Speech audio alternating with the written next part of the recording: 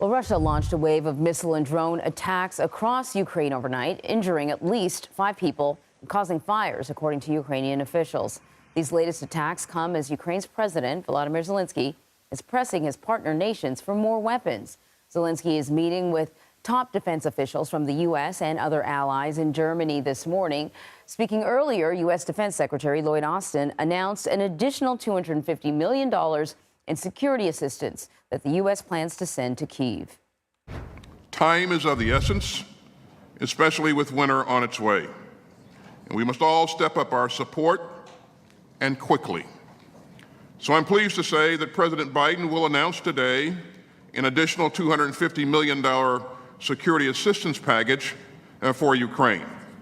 It will surge more capabilities to meet Ukraine's evolving requirements, and will deliver them at the speed of war.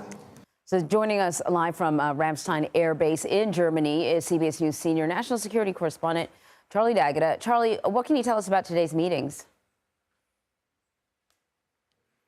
Well, Anne-Marie, time is of the essence, said the defense secretary. There have been 24 of these Ukraine summits since the war began. President Volodymyr Zelenskyy has only attended 2 in person, which underlines what the defense secretary called a critical moment in Ukraine.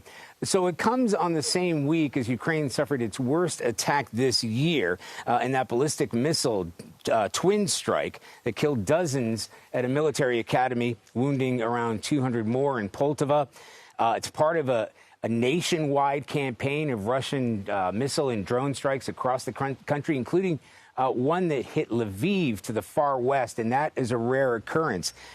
It also comes, this is worth noting, about a month to the day after Ukrainian forces invaded the Kursk region of Russia, creating what Zelenskyy has called a buffer zone. But they do currently hold hundreds of square miles of land there. But that may have come at a cost. If he was hoping that President Putin would divert Russian forces from the battlefields of Ukraine, well, U.S. officials here tell us that simply has not happened. As a matter of fact, these Russian forces are bearing down on the city of Pokrovsk.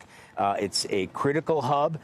It's a vital supply line that could shut down those lines for Ukrainian forces.